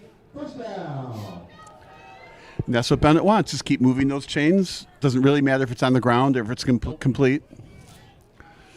I think Patrick New would be fine with a long, sustained drive that eats up a ton of time here in the second half. Well, and I have to say this politely, but I think Perspectives might be okay with that too. But they would like to get the ball. They would like to exercise their offense. Saw Marquez Holloman run off the field. He's listed at 5'10", 400 pounds. How many pounds? 400. Don't you feel like that's a typo? But wow. You saw him run off. I did. It wasn't. He's a big boy. It's 1st and 10 from the 37. Draw that time. Ball's out. Who gets it? I think Perspectives picked it up. Perspectives gets it. First turnover for Perspectives. The first takeaway for the Warriors. And the first time they prevent Benet from scoring. Well, and if you're ever going to fumble the ball, fumble it when you're ahead 41-0 in the 3rd quarter. That's a good idea. So Perspectives will take over here. Clock continues to run, even on the change of possession, by the way. I used to hate that in basketball. You know, to be at the free throw line shooting free throws, and of course the guy is dribbling the ball 10 times before he takes a shot, all the while the clock is going. I officiate IHSA basketball. I've been doing it for 16 years. When I find myself in that situation, I certainly got a wink and a nod at the table when it's under a minute to just let us finish some free throws cleanly so that we can keep going. And usually Right. they know stop it at 2 seconds so that we're not having the clock run out while they're all standing at the free throw line. It's not easy to coordinate, but I think it's the only fair thing for players. We see it in the summer, too. With Summer League, we run a clock all the time. Final minute, it stops. Might as well. So loss of 1 on that one. Back to the 35. Yeah, I think if they had hiked it about 2 or 3 seconds earlier, they could have gotten a 5-yard penalty out of it. But again, that requires real good, precise execution. Vince Cabay on the field now, a sophomore, 6-foot defensive end. He's a big boy. Also getting a look at Carlo LaForgia. Back to pass, a little long. Yeah, that was well covered. Right route, right read. Yeah, right. Well, that was no chance of getting caught. No. He just overthrew the receiver. The receiver was well covered. But, you don't have all day back in the pocket like that, so you don't have time to, make 3rd or 4th reads. But that was, just no chance of making a completion there. 3rd and long. Christopher Smith has completed maybe 1 or 2 passes today. One big one. We do know that. Well, and I think it was underthrown, and Rogalski, I'm surprised, 40 didn't. yards. Yeah. Otherwise, it's been tough sledding. 3rd down and 11 as the clock continues to run. They put Bell out to the right now in the slot. Harris looks his way, throws too high, nearly intercepted, and it is! Guess who? The second time we've seen an interception for Dominic Tamala. He executed the tip drill to perfection. That is the third interception for the Red Wings today. They credited it to somebody different. I'm certain it was Tamala. Yeah, number 20. 20 who got it. That's the second one of the day. 5'10" junior. And there's only one. 3-1 on the timeout board. Yeah, and there's only 120 on the roster. Yeah, there's a couple doubles, not many. Careful with the double numbers. It'll get you. All right, back to the second team unit for Benet.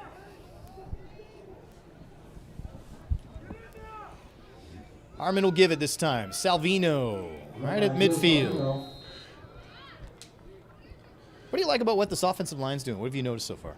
Well, it's different now in the second half, but in the first half, Bennett's offensive line was just blowing the perspectives off at the line of scrimmage, allowing large runs and also creating large holes. The second half, we haven't really seen as much here, but obviously they're able to continue to move the ball until the ball got fumbled. Zach Ide, a freshman, is on the field. But a very well-coached front line from Benet, whether it's the starters or the backups. They're getting some push here, the second unit. Obviously, you don't expect it to be the same, but this is good experience, a whole half of football. They had the ball quite a bit here in this third quarter until that turnover, and that one nearly got away from them as well. See, now that's where you say the penetration was too great on Perspective's side, so the offensive line let them down on that. That might have been the freshman's first carry of the season. You saw that. That was Zach Iddy.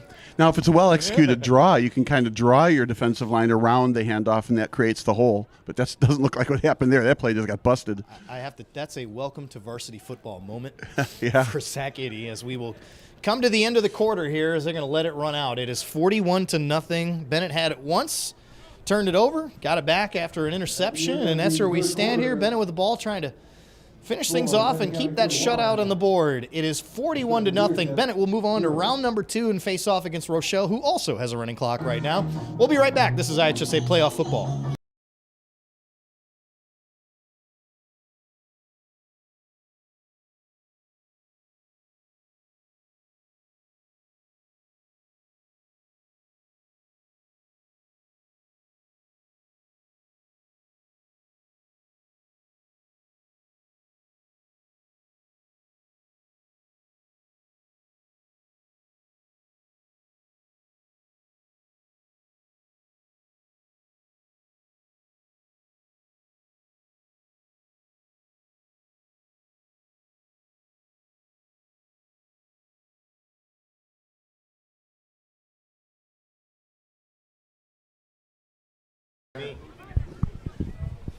Okay, fourth quarter now underway. Matt Rodewald, Bob Vilsway. We are here in Lisle at Benedictine University. It has been all Benet Red Wings from the start of this one. 6 for 6 on drives in the first half. The only mistake, a missed extra point thanks to a botched snap. That has been it. Benet has been really good. What's made them so good tonight? Well, it's the physicality at the front line. I mean, we talked about it the first half. The offensive lineman is creating gaping holes. Now here in the second half, there's a lot of penetration here. Again, well-coached front line. But what I'm also intrigued by is how fast that third quarter was, right? The first and the second quarter seemed to last forever. Mm-hmm. There was like 12 minutes worth of, I'm going to say commercial time in the first and the second quarter, but here it was just exactly a 12-minute third quarter. I'll make a point. I'm keeping an eye on the Rochelle game, which is now in a running clock as well. The Hubs up 42-0 on Marmion, so it'll be Benet at Rochelle next week. No game time yet. But Rochelle's game was 3 minutes game time ahead of us. Now they're behind us. They're still just about to wrap up the third quarter now. So they're behind us at this point. And so you would imagine this one should finish, barring an injury.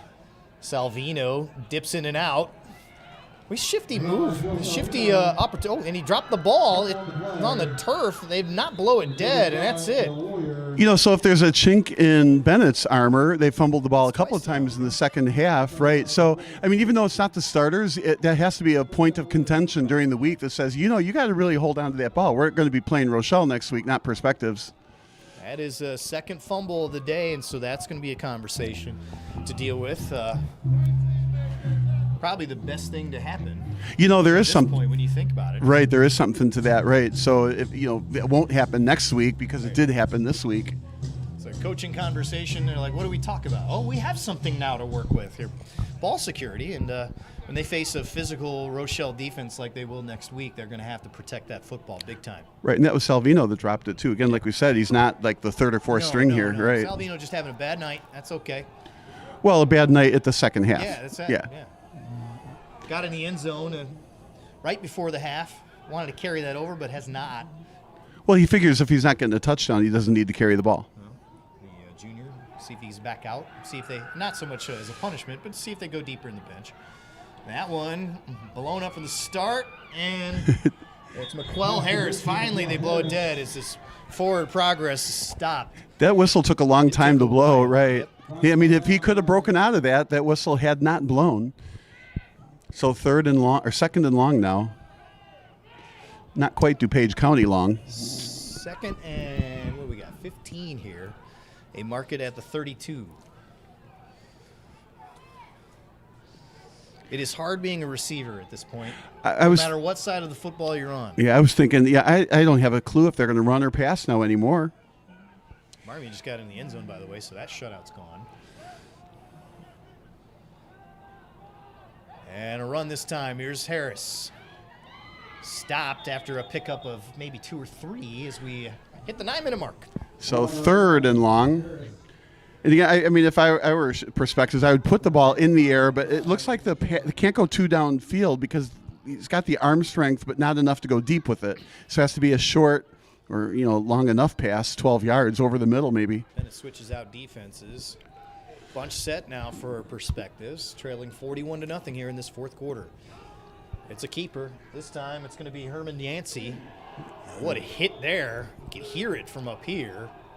The thing is, 3rd and 12 with a quarterback keeper like that just doesn't look like the kind of play where you're easily going to get a first down. So now it's 4th and still, at 9. Long way to go to get a first down here. And to the short side of the field as well. Yeah, and I don't see a punting unit come on, although that hasn't been real successful from Perspective's side today. So another quarterback keeper with 9 yards to go. I don't know. At the 38-yard line. Check it. Yep, 38-yard line. They'll go for it here on 4th down, 3 receivers near side. Smith will throw right side. He's got a man. Can he run underneath it? He cannot. And guess who? That was Dawan Bell, who was there for it, and he was open. Just the timing was off, and so Benet will take over on downs. Yeah, he zoomed. 8 minutes. Yeah, zoomed right past the defender and absolutely was wide open. Only got outthrown by, about a foot or 2. I'm thinking if there was a little bit more air under the pass, he could have run under it. I might have liked to have seen that, especially if he was going to be that wide open. Sometimes you throw that frozen rope downfield, and it's got to be a perfectly thrown frozen rope. But if you can put some air under it, the receiver can adjust the route and catch it. No wind tonight. In case you're wondering, the Benet students have moved on with their evening. There's an empty section down there as they know the clock's running, and they'll see them next week. Curious to see how many travel to Rochelle. And again, I mentioned it before, that field in Hub City is a fabulous facility. Well, and I like the Benet theme nights that they have here. Whatever it is, I don't even know what the different themes are that they have. But I didn't pay attention to tonight's theme. But like a wear red kind of night. Was it a wear red night? Got the classics of USA, Cowboy Night, Taylor and Kelsey Night you see now. If it's been done, it's been done again. 6.5 to go. Salvino back on the field. I like this move, keeping him up. Well, he's getting a lot of workout today. The difference being he's not behind his first string front line. Makes a difference. Protect the football here. Yeah. 2 fumbles. Well, and I like that the coach is keeping him in from that perspective. It's like, okay, you fumble it, you can go to the bench, no, you got to learn how to hold on to that thing. But the clock is flying here. Cooper Herman, this is a freshman quarterback, by the way, for Benet, getting some playoff reps. You see this with East St. Louis once or twice. That one, a long throw down the sideline, and that was a battle. They tried to get it to Luke Crowder, the freshman-to-freshman connection. They've probably seen that freshman-to-freshman connection a few times for touchdowns earlier, I'm guessing. But that was actually a pretty well-thrown ball. I think if Crowder, cut into the middle of the field and looked like the space was there to do it, maybe he didn't pick up the ball soon enough. That looked like that was a nicely thrown ball. Kubacki is senior, so he is the heir apparent.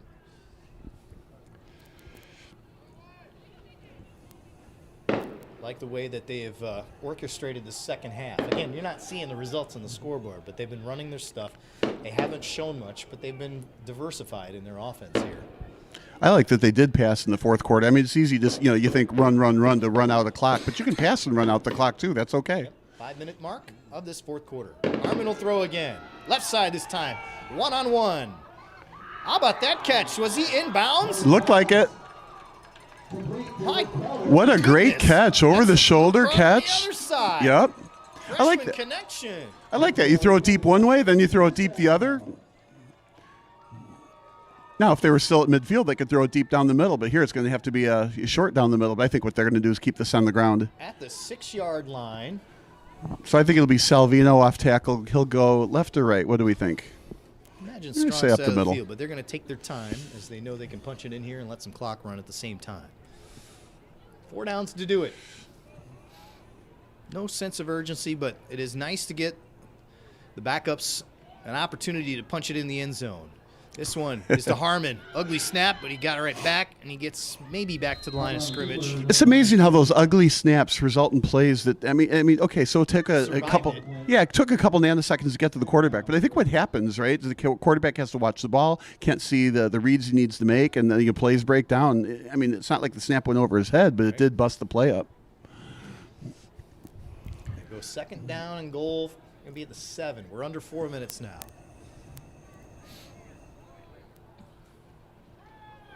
They're going to run. Salvino, goal line. In there. Touchdown. Looks almost like a carbon copy replay of the touchdown he had earlier. Earlier he cut through the middle and then went left. Here he went left and just around everybody to that side. Great touchdown. 47-0 as the clock continues to run. That will do it as Benet, wire to wire, in control. I need them to go for 2 to get my prediction. Otherwise, I'll be off a point. And they have a backup kicker to do so. This is going to be Brody Seibert, the freshman, 5'11" kid. I like it. A backup kicker even. Everybody gets a backup opportunity here. It's going to be the same holder with John Erickson. So the only thing that changes is him. And some more fireworks. Let's see if Brody Seibert can get one through the uprights here. Good operation, and that is a little left. It is good, though. It sneaks right in there, and that is it. A 48-0 score. This clock runs with 2.5 to go. Now, those fireworks are going off right after that touchdown. You can't tell me that was random. I will tell you it's random. It is Dia de los Muertos, which means you get fireworks tonight. I had forgotten about that.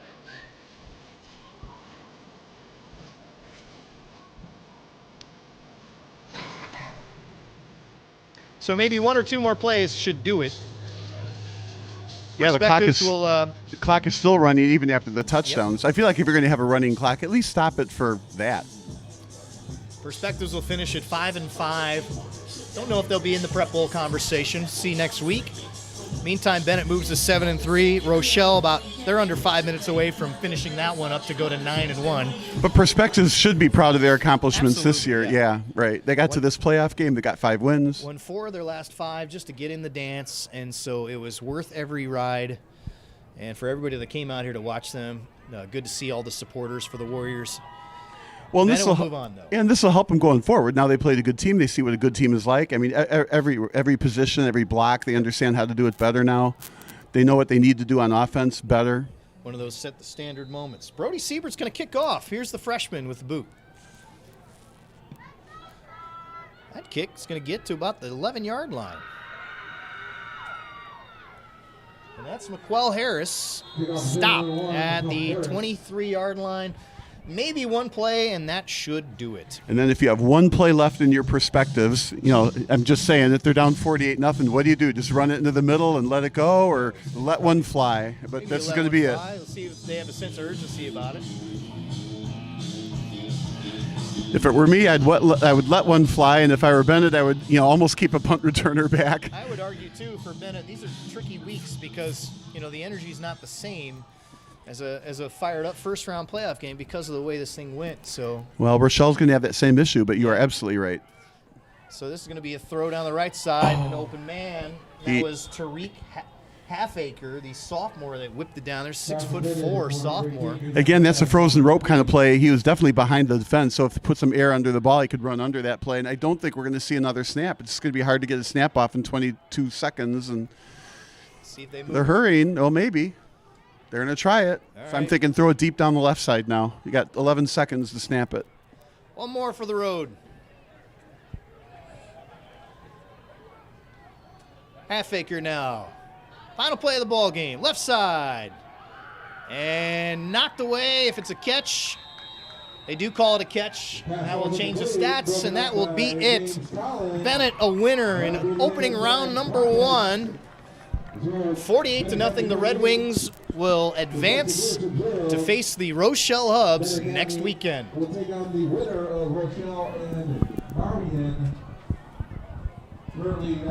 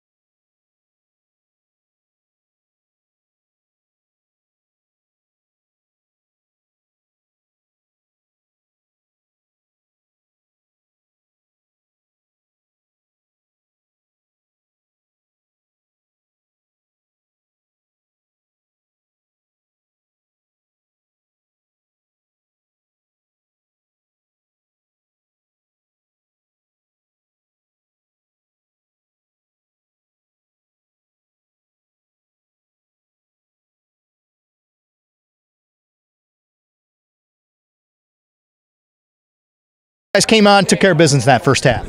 Yeah, I'd like to say so. It's first playoff berth in a while. We wanted to get job done, look ahead, but didn't want to look past this first game. We got the job done, played simple, passes were hitting, runs were hitting, defense was stopping. It was a good game overall. Got some big holes to work with early on. The line was ready to go tonight. Oh, yeah, they were. It was like the Grand Canyon through there. I was getting through easy. Honestly, anybody could got through that. What's important about running at games like this where you're going to get some points if you sustain drives and just being patient, making sure that you continue to get in the end zone? Just being patient is good because we know that if we get our job done, we can keep it simple. We can set the tempo of the game. We can control the pace of the game. We can take over and do our job and win the game. You've had a great season. You got into the playoffs, a playoff victory for the Benet Red Wings. I haven't had that in a while. What's that feel like? Oh, it feels great. It feels great to be kind of a leader on this team, be a huge part of this team. Feel special for the school, for me, for my family, for everybody. Just feels great overall. How good is this defense? We've seen them be opportunistic these last couple of weeks, and we saw it again tonight. I think it's great. We got a lot of fight. We got a lot of heart. Smaller defense. We got some huge guys up front. We got some people that play hard, hit hard, and, we're here to stay. See a pass-happy team in perspectives. You get Rochelle next week, single wing or double wing, old school football. It's going to be a physical football game. How excited are you for a game like that postseason at that building? I'm super excited. We get to play on an old field, grass field. It feels like old school football. Get to fly up there, make some big hits, big plays. I think it'll be a fun game for sure. Marty Ragowski, thank you very much. Congratulations. Thank you.